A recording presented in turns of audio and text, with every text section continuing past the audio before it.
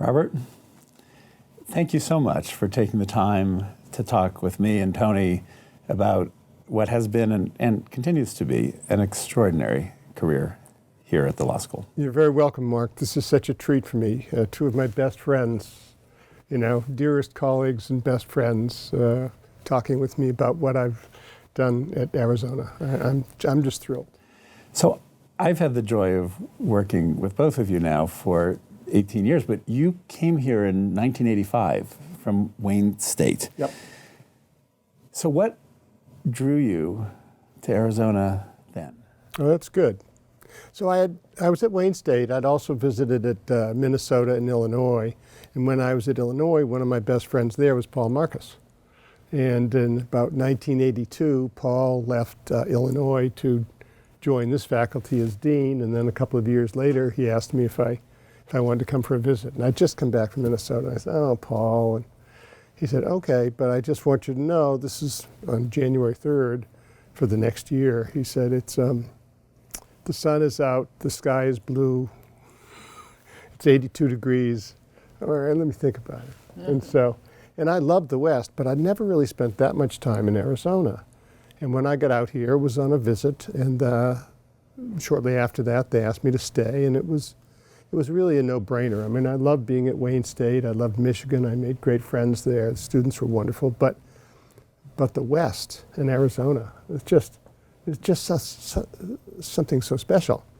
The state highway magazine, Arizona Highways, has been around for 75 years, and it has been the place to go for outdoor photographers ever since Edward Weston and Ansel Adams published in it.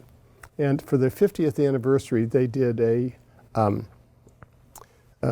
perspective of all 50 states. But the hook was that all 50 photographs were taken in Arizona. and most of them worked. So, and then I got here, and it was just fabulous.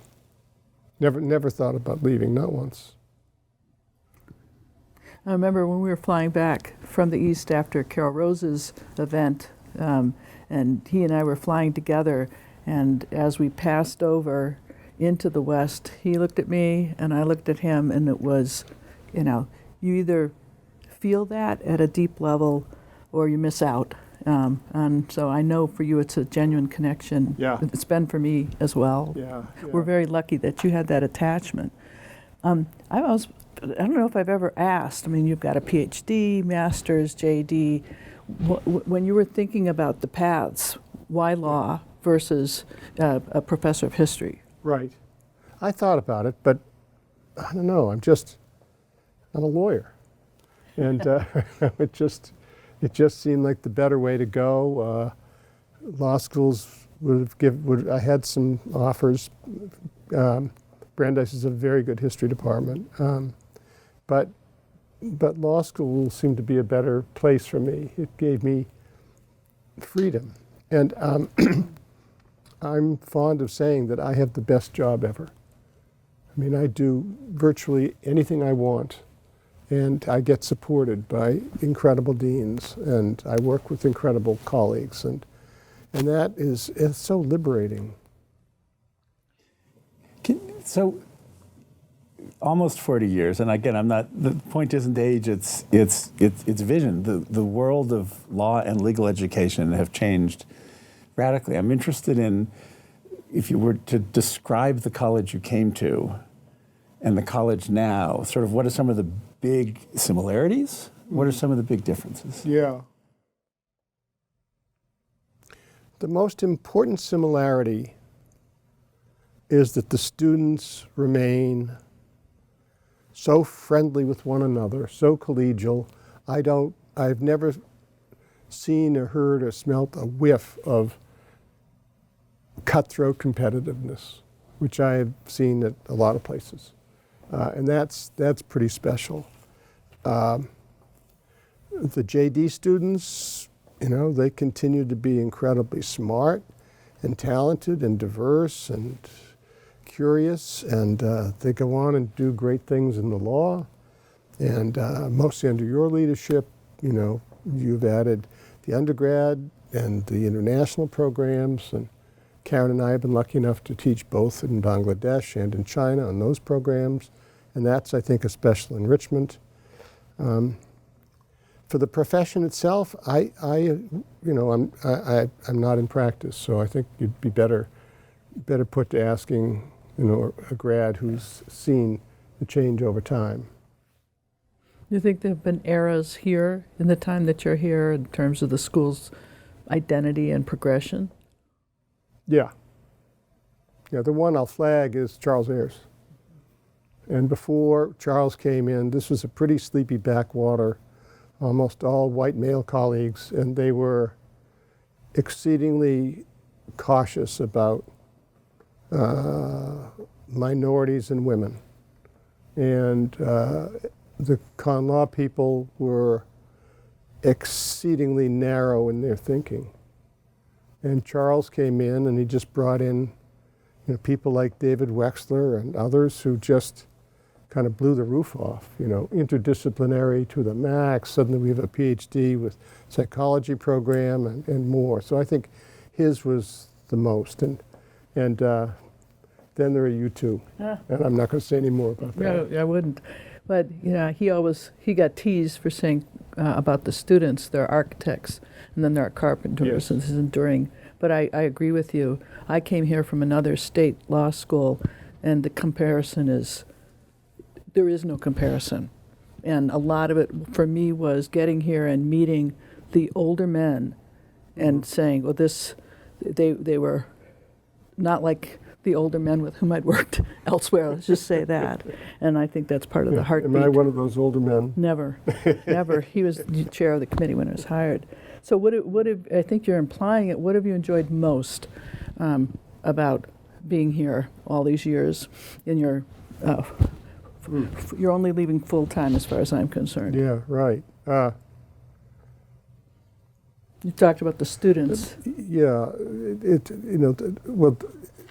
the students are unbelievable. The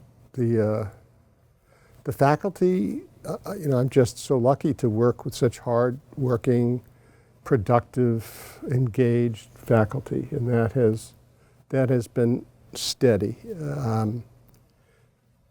I've been fortunate with the support from faculty support. I mean, I don't type well. Some people might say at all. And I'm old enough so that I dictated a lot of stuff. And faculty support over the years has just made me so much more productive than I could ever have been without them.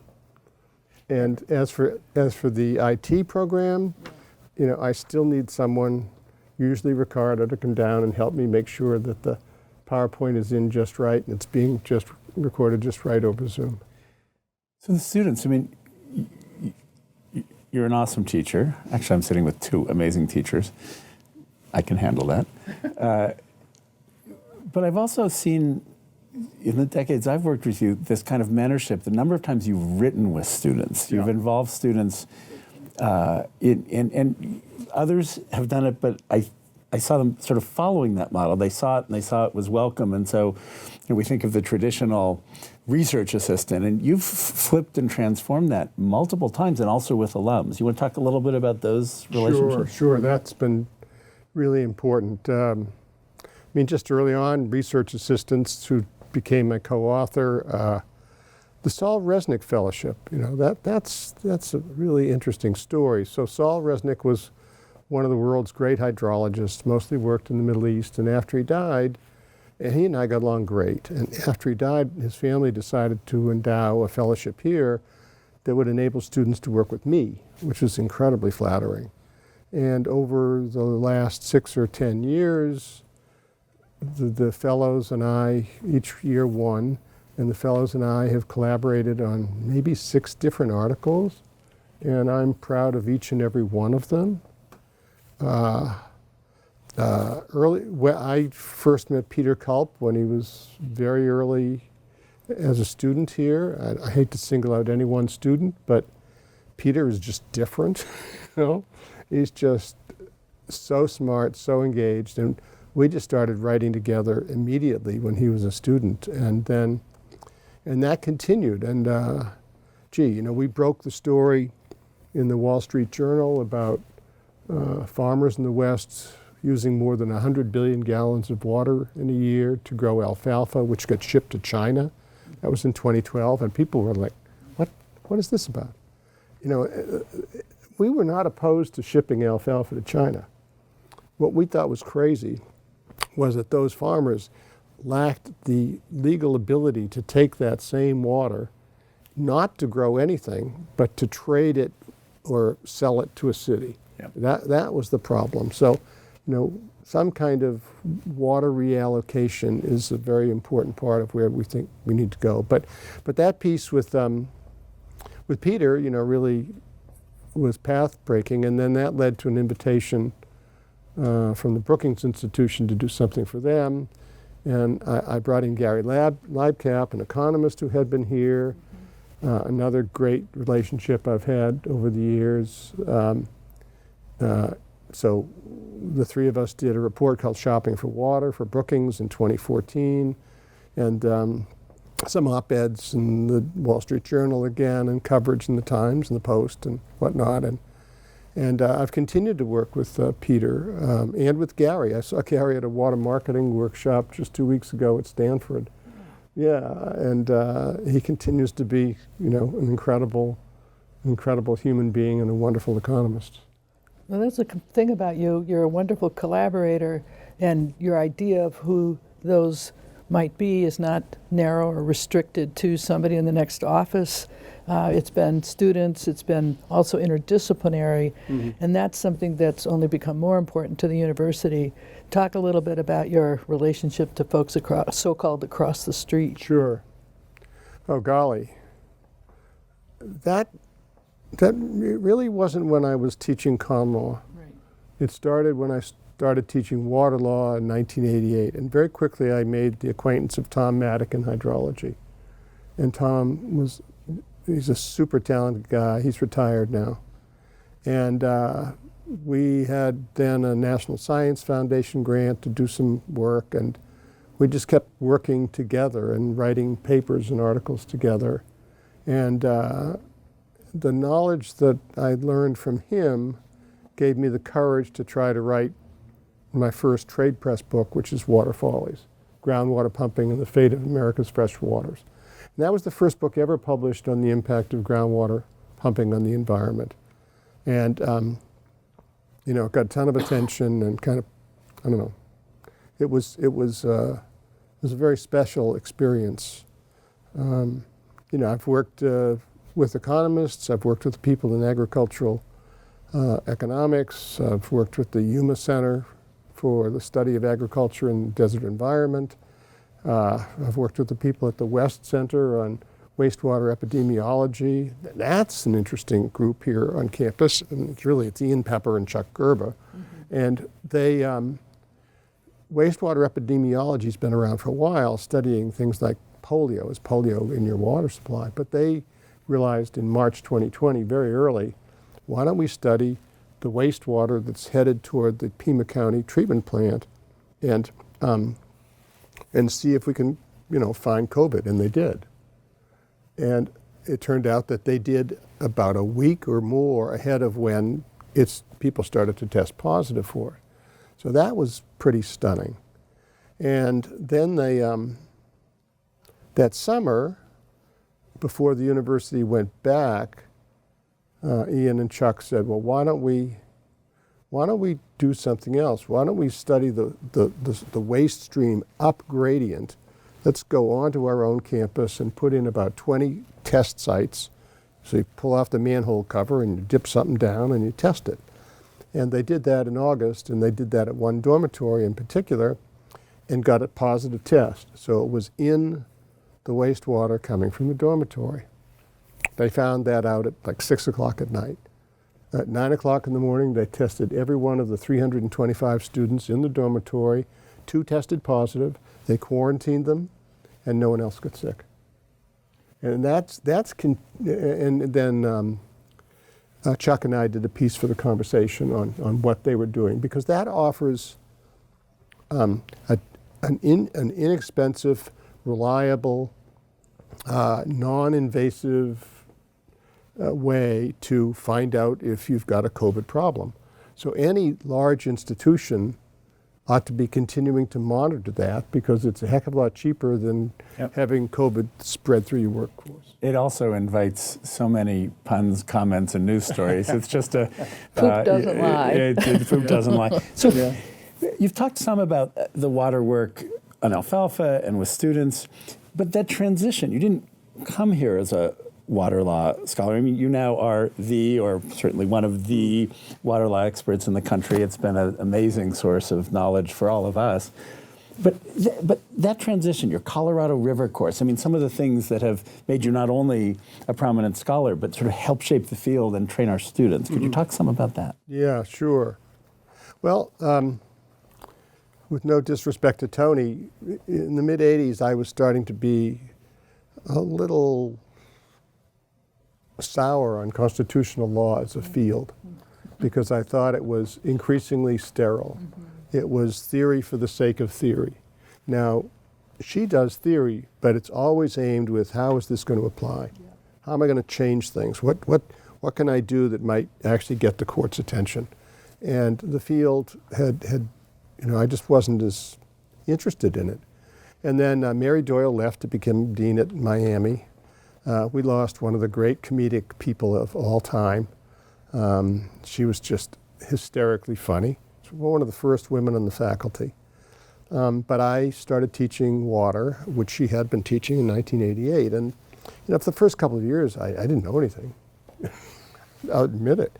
So I went to every conference, and I called up everyone who would take my call and asked if I could have lunch with them and pick their brain. And then about 3 years later, I gave a talk at a conference in Casa Grande. And I was the speaker just before lunch, and the keynote speaker was Bruce Babbitt. And I wrote this little thing about the Groundwater Act, saying that the farmers should buy up agricultural water rights. This is in 1991. And Babbitt turned his keynote into this is the greatest idea. Why is no one talking about this? And Kathy Jacobs, sitting next to me, sort of elbowed me and said, I think you've arrived. Yeah, so that gave me confidence to keep going. And then the Colorado River course, that was a seminar. And over the course of my career, whatever seminar I'm teaching, the civil rights movement, the role of women in American law, the role of the Colorado River in American history, it's always history. It's always whatever I'm working on. And I'm unapologetic about history, because that's sort of who I am, is I am a historian, but I'm not doing legal history anymore. But I'm reminded of the old aphorism by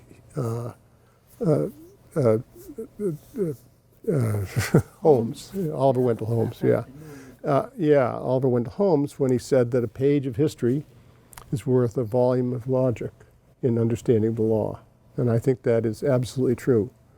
And so when I started teaching the Colorado River, I took that to heart. It was not just the Colorado River, it was the Colorado River in American history. And I thought, it's not a bar class. I don't think there's any other course like it. I don't know if students are going to take this. But, it was oversubscribed, and I thought, wow, this is really fun. And they liked it a lot.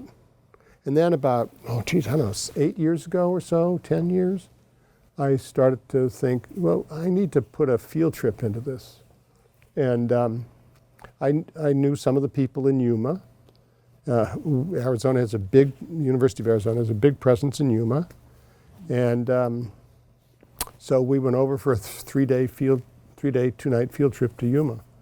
And we visited the farmers, and we saw what they were doing and how incredibly careful they were being with their water. We saw that the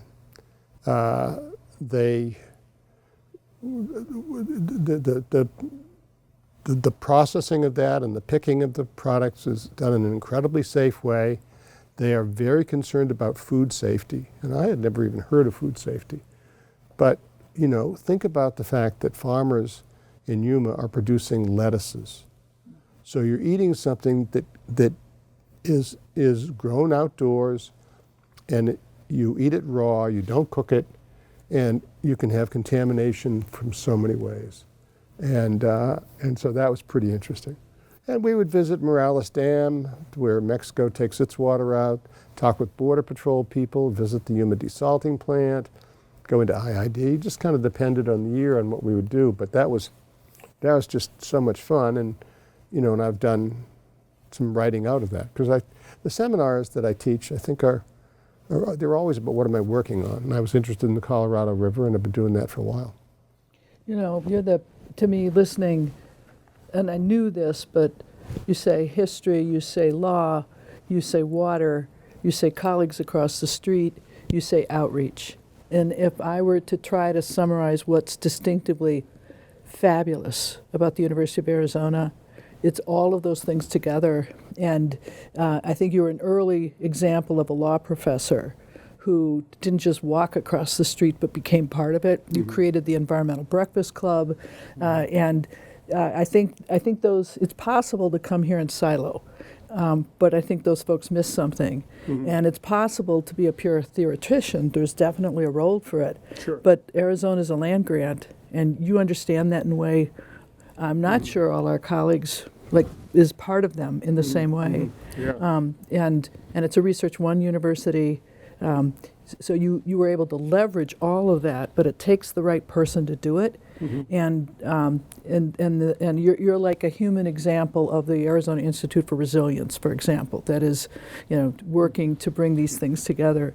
Kathy Jacobs, meeting someone like that it's transformative. I know how much she respects you. I know how much they respect you, and that's why you're a Regents professor. I know that too. It's just so. We should clone you and sell you, or sell your message. You care about impact. That's very kind. It's true. I don't think I've said this, but Arizona is the best university for water in the world. There are somewhere north of 300 people around this campus that are working on water. Let me just give you one more example of that, and that's the Arizona Tree Ring Laboratory, dendrochronology, and that's such an incredible science, and it developed. The real development was in the 1960s and 1970s on the tree ring work and modeling the flow in the Colorado River, because they got it right, and it turned out there was a heck of a lot water in the river than anyone had thought, and it's a really cool science. So they take a cross section of a tree, and it looks like a barcode on your can of tuna fish, and they mark it up with where is this in relationship to other trees that we have the samples from, and they just keep going back in time. If they know that this one's accurate, then they take a sample back there and they link it up to another one, and pretty soon they had a robust record of the last 1,200 years that shows that the flow in the Colorado River is not the 18 or 20 million acre feet that the framers of the Colorado River Compact in 1922 thought it was. It's more like 13 or 14 million acre feet. Just a staggering difference. And that's led, I want to talk about this, and that's led to where we are now. I was hoping you would. Yeah, it just, because the people in 1922 weren't stupid, they looked around and they said, well, this is a big river and a lot of flow. But what they didn't know is that the period 1910 to 1920 was the wettest 10-year period in the last 1,000 years. So it's what you see is normal. Well, no, it's not. And so they made those allocations. And then over the next 50 years, treaty with Mexico, guaranteed Mexico 1.5 million acre feet, and flash forward and you have more legal rights to the Colorado River than there is water in the river. Something has to give. Well, why has the train wreck not occurred? Well, for two reasons. One, when Lake Mead and Lake Powell are full, they hold about 56 million acre feet of water. That's 4 years of river flow. And in 2000, both of those reservoirs are pretty much topped up. But over the last 23 years, during the 23-year drought, they've gone down and down and down. And now we're at the point where those reservoirs are about 3/4 empty. And we've had a great snowstorm this year, a snowpack this year, 2022 to 2023. But no one in the scientific community thinks it's going to stay this way. It's kind of a hiccup or a reprieve. And but that was one reason. And the second reason why the train wreck didn't occur is because the upper basin states of Wyoming, Utah, Colorado, and New Mexico weren't using all of their water. But now all of those states have proposals for new dams, new diversions. My favorite is St. George, Utah. It's only an hour away from Las Vegas. Las Vegas, surprisingly, has been at the cutting edge of all kinds of water conservation programs. Cutting edge. They have spent $300 million paying their residents to rip out their lawns. $300 million, that's a lot of money. Well, it's very different in St. George, an hour away. They're putting in new golf courses left and right on virgin groundwater. They have the highest per person per day water usage of any place in the country. And, not coincidentally, they have the lowest water rates for the price of any place in the country.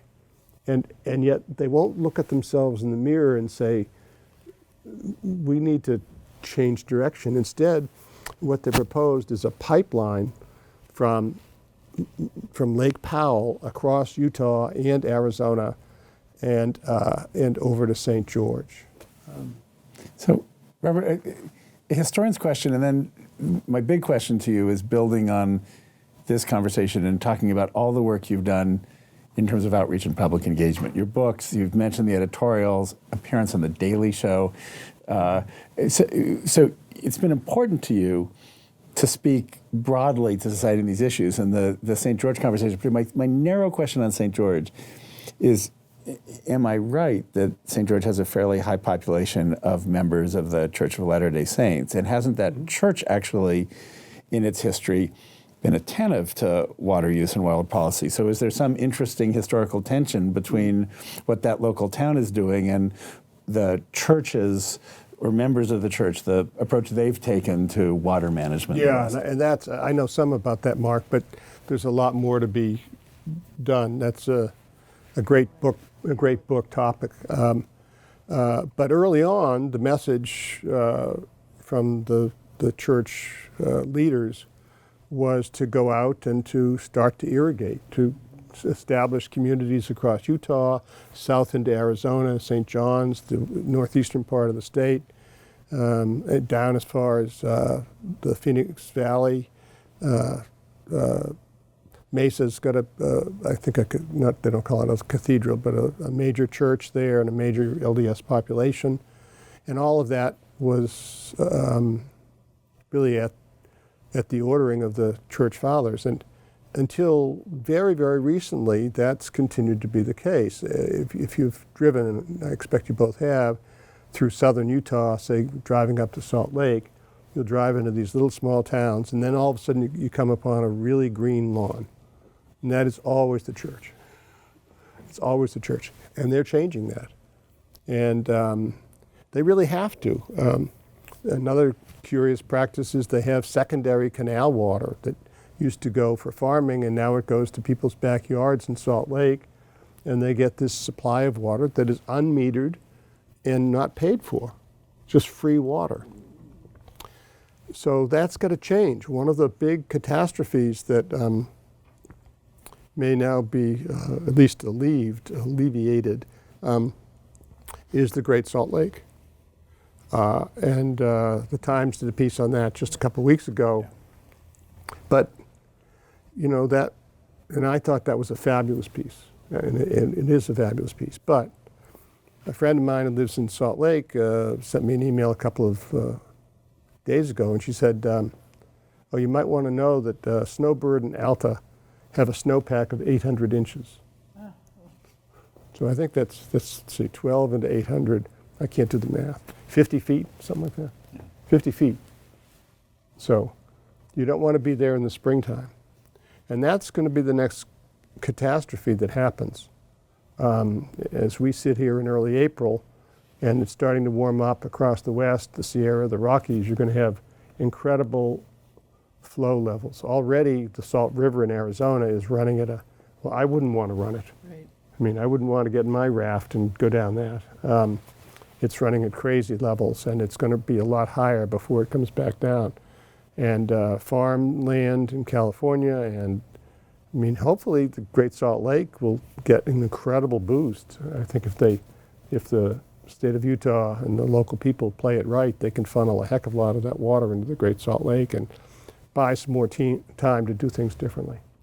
There was an article about the California lake that reappeared Yeah. in the paper, and, Oh, and it's going to be the potentially tellurium. Yeah. devastating Yeah. consequences. Water forces, both too much and too little. Yes.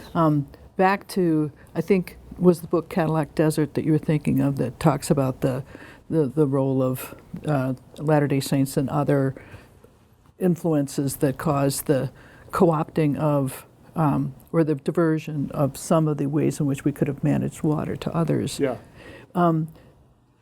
Two more things before we leave the topic, and we may not leave the topic. One, tribes.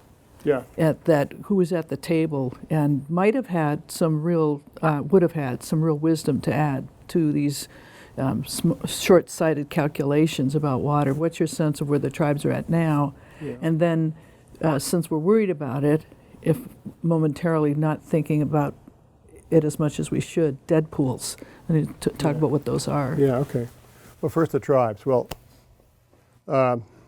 in developing the major documents, the statutes and other documents that constitute the so-called law of the river, the tribes were seldom mentioned. We'll get to them later. And it's really only been the Supreme Court in endorsing the idea of so-called winter's rights in the Arizona versus California decision that changed things. And what's not well understood is that that was a big fight between Arizona and California, but the tribes, 5 tribes on the Colorado River, were also party litigants. And they received more than 900,000 acre-feet of water from that Arizona versus California decision. And it's really prompted many tribes and nations to come out and be more assertive in protecting their own claims. And there's a case before the Supreme Court right now, Arizona versus the Navajo Nation, and a companion case, the Department of the Interior versus the Navajo Nation, which the court heard argument on about 6 weeks ago, that will clarify just what the obligation of the federal government is under various treaties to ensure not just that the tribe got the land, but that the land is viable as a homeland. So that's important. But the way that, Toni, that I see the big change was in 2017 to 2019, when the western states were developing these drought contingency plans. And the 7 basin states they understand that this is a crisis. And one of the reasons it's a crisis is because, as we know, all of our western canyons are very wide at the top and very narrow at the bottom. And now that we're 75% down, we're getting to the very bottom. So think martini glass, or think the letter V. And we are there. So each foot of elevation has less and less water as you go down. So you could have a tremendous change in the elevation of Lake Powell and Lake Mead going down. And the states get that, the Interior Department gets that. And as they were negotiating these drought contingency plans, the tribes, particularly the Gila River Indian community and the Colorado River Indian tribes, both of whom have quantified, adjudicated substantial quantities of water, were not only in the room, and I can't remember when they were in the room before, but they were at the table and they were driving the agenda. And right in the midst of this contentious set of negotiations, the Speaker of the House did something that the Gila River Indian community didn't like, Something dropped a bill that would have been harmful to the Gila River Indian community, and the GRIC member said, "We're out of here." The next day, the bill was withdrawn. I think what you're going to see is those tribes and nation, tribe and nation and others will find ways to monetize their own water rights in a very sophisticated way. Kind of like someone who was working in the field of municipal bonds would have a ladder, bonds expiring every so often. And you're already seeing it with some arrangements between the Gila River Indian community and the Salt River Project. And so I think you're going to see the tribes increasingly influential in Western water politics. Right, and well, we have right here, expertise. Oh, great expertise, yeah. How And the we white have man 22 federally registered tribes in the basin. And those tribes have rights to, the 5 tribes have rights to 900,000 acre feet, and that comes out of Arizona's 2.8. Right. So they have about 25% of the, more than that, of the water. Then the Deadpool policy, the Deadpool thing is really curious. So people have confused Deadpool and a different term that describes when the hydropower facilities at Glen Canyon Dam or Hoover Dam no longer generate power. That's its own term, and there's still water in the reservoir, but you're just not generating power. Already, this is something I've learned from hydrologists. I mean, it's hydraulic head. If the level of the lake is this high, the simple weight of that column of water pushing down just spins the turbines like crazy. But if you start 75% empty, it'll spin, but it ain't spinning the way it would if the lake were higher in elevation. So that may happen, and there's cause for great concern there, but the real concern is this dead pool. And dead pool simply means that no water gets through the dam. No water. Well, what's that mean? Okay, well, let's first think of Glen Canyon Dam that holds back Lake Powell, and then beneath Glen Canyon Dam is the Grand Canyon. What that means is no whitewater rafting in the Grand Canyon, no fishing in the Grand Canyon, in the side canyons. That means an ecosystem that collapses because there's no water. There is no water in the Grand Canyon. And it's a catastrophe I just can't wrap my hands around. And then if you go downstream to Hoover Dam and you say, well, what if Lake Mead hits dead pool? Okay, well, I know both of you like salad. I wish I liked it more. I know you like it, though. But people, I've been saying, why should someone in New York City care about the Grand Canyon or the Colorado River? Well, do they like to eat salad? Because more than 90% of the entire country's leafy greens, all the spinaches and arugula and iceberg and all that stuff, more than 90% comes from the Yuma region from November to March every year. So if you go to Dead Pool, nothing. No leafy greens. And then across into the Imperial Irrigation District, they have been the 800-pound gorilla. They have rights to 3 million acre feet. And they have basically never had to collaborate with anyone because they are a present perfected right to the largest share of water in the river. And yet, if it hits Dead Pool, not one drop goes to the Imperial Irrigation District. They lose 3 million acre feet. So you're seeing even IID aware that they have an incredible interest in making sure that doesn't happen. So I want to rise. I want to lighten up for a moment. You've talked a little bit about your love of the West and coming out and what drew you here. I know you like to raft and fish and go out. Yeah. What outdoor activities, like what place or activity or like it symbolizes or embodies for you that opportunity? I know you do a wide range of things and have for a long time, but is there a trip? Is there a place that you say, this is why I'm here in the West? Yeah, it's the Grand Canyon. And, but it's not where most people, the South Rim or the North Rim, it's further upstream. So it's the section of the Grand Canyon just below Glen Canyon Dam. It's a section called Marble Canyon. It's about 80 miles of river down to the Little Colorado River. And there are these ways to access side canyons. They're not trails, they're routes. And some of them are really nasty. You have to take your pack off and down climb and pull your pack after you. But once you get down there to the river, there's incredible trout fishing. and you are alone.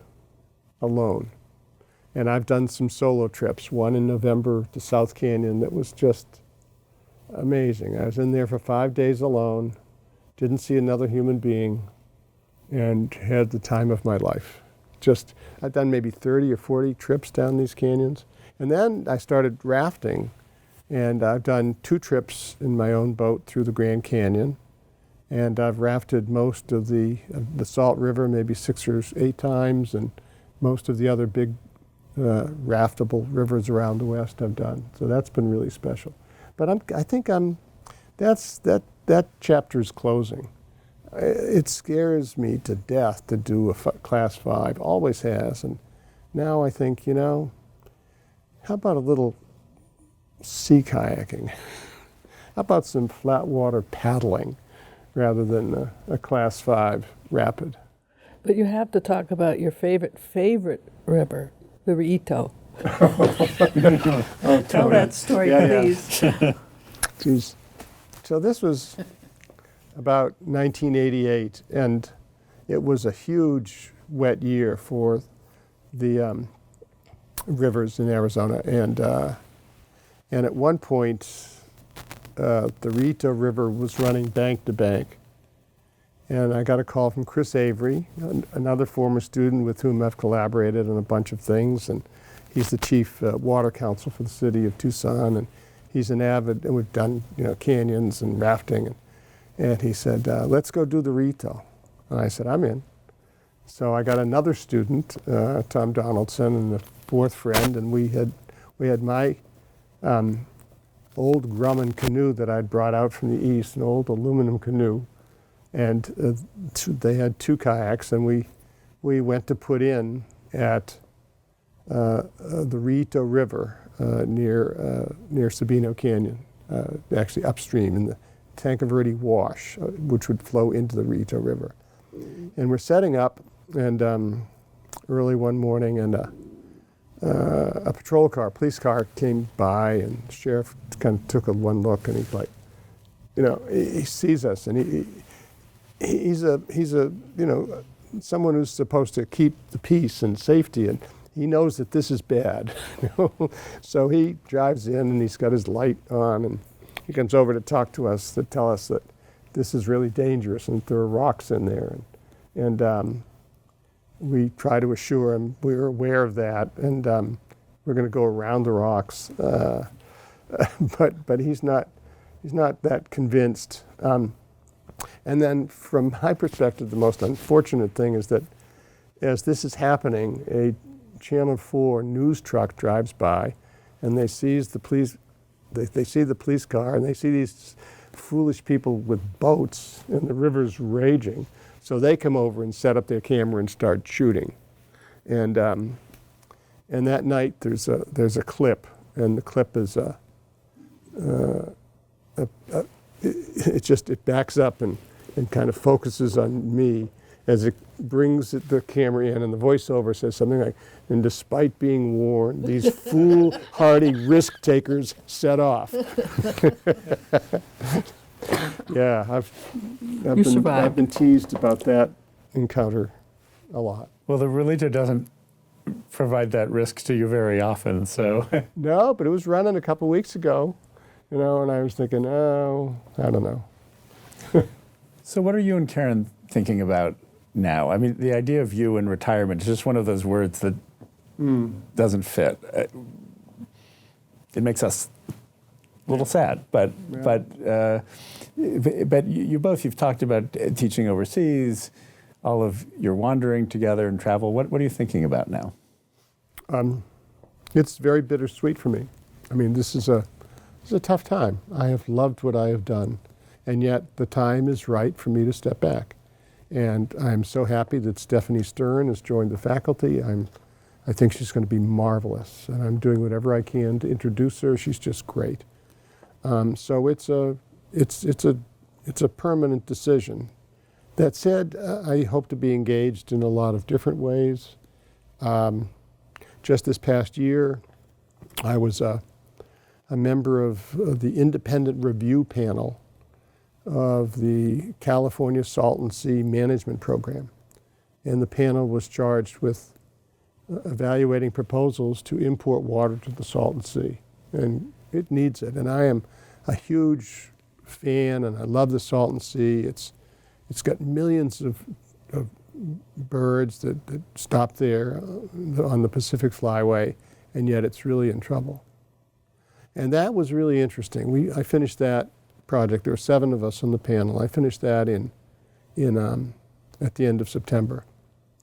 And that project, there were some crazy ideas that you could just dismiss out of hand. But then there were some supported by very serious and substantial engineering firms. There were a few that would take water from the Pacific Ocean and desalinate it there and dig a deep tunnel to get it into the Salton Sea. But the Salton Sea is below sea level by about 250 feet. And the engineer on our panel said, you better have a good check stop. In fact, you better have second and third ways to check that water, because if for some reason that breaks, for any reason, if that breaks, suddenly you're inviting the Pacific Ocean to flow into the into the Salton Sea, raising it 250 feet. And that would devastate IID, Coachella Valley, Palm Springs. It would give you a lot of water in the Salton Sea, but more water than you would want. So those proposals didn't really work. So then we looked at some proposals down here on the mainland, just beneath my wedding ring, below Rocky Point or Puerto Penasco. Arizonans know that place well. And I've been down there a lot and fished it and whatnot. And the team was actually shocked, because this was going to be a really huge plant, and the proposal was to put it in a pristine area of beach in Mexico. And there seemed to be something a little strange about that. But we marshaled on, soldiered on, and said, okay, well, let's see what we're doing here. So the largest desal plant in the country is near Carlsbad, California, and it's the Poseidon plant. And it produces every year about 50,000 acre-feet of desalinated water, pure water. The proposals for here would have generated, several of them would have generated 1 million acre-feet. So the panel began to call this 20 times Poseidon. And Poseidon was big. So now I want you to think about a plant 20 times the size of Poseidon on this beach. Okay. Then you have to have some way to run the plant. So you're going to need a power plant that is 20 times the size of the Poseidon power plant. And then you're going to have the energy to run it, and there's no energy there. So you're going to have to run, and you can't use renewables because you need 24/7 power for a reverse osmosis plant. Then you're going to have to run electric power lines to, I don't know where, but a long ways away. And then finally, there's the salt, which is kind of the Achilles heel of most of these desal projects, because you could dump it in the Pacific Ocean, the Pacific trough and the currents would disperse it, pretty quickly. But here, it's kind of, it's a dead end, and you don't have those sort of currents. And yet it's very sensitive habitat. You have endangered species like the vaquita porpoise. You have wetlands of international importance, which are a recognized term of art in international law to protect wetlands. And you're going to dump 20 times Poseidon salt in this area, and it just didn't make any sense.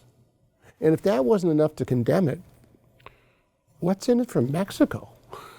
There was a real arrogance about some of these proposals. Some of them didn't even mention Mexico.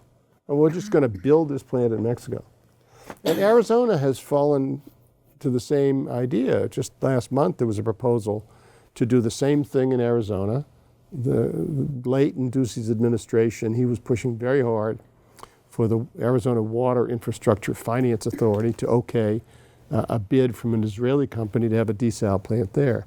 And this one was so poorly thought through that they were going to run it right up into Arizona. Never mind go over to Yuma and kind of bring it around that way or do a water exchange. None of that. No, we're just going to have this 50-foot diameter pipe that just blows through an area. And what's the area? It's Oregon Pipe Cactus National Monument. Okay, we have a hierarchy of federal public lands, and at the top are national parks and national monuments. And the idea that you would bulldoze a national monument for this just was one of the silliest things I've heard in a long time. They backed away and so on. But that's one of the big problems is I wish we would stop thinking in terms of these augmentation from remote places like the Mississippi River. Okay, yeah, the Mississippi is there and has a lot of water, but to get it to Arizona, you have to take the water over the Rocky Mountains. This is crazy. Let's look at ourselves in the mirror and see what else we can do. Conservation remains the low-hanging fruit. We can do incredible things with reuse. Desal in places will be one of the policy tools. Price signals, we pay so little for water, we have to do that. And the era of reallocation is upon us. So those are five very powerful tools. And at the end of the day, I'm really optimistic because the crisis is real. I have no doubt about it. And it's not just the Colorado River, but it's a real crisis. But we have the tools to keep the crisis from becoming a catastrophe. And now what we need more than anything else, is the political will and the moral courage to act. So Robert, it sounds to me like a charge to the faculty you leave and to the students who come, and a great one, and of course to the larger community as well. And they've heard it. When I go around the state, and whether it's talking to people in Yuma or down in Nogales, your work and your leadership have been very well recognized and understood. And I think that's a powerful signal. Thank you, Marc. I've loved having you as a colleague, and I think you'll hear from us and you'll hear from everyone here that whatever the next step brings, we hope it's still very active and very much a member of this community of which you are heart and soul, a core part. Thank you. Thank you, Toni.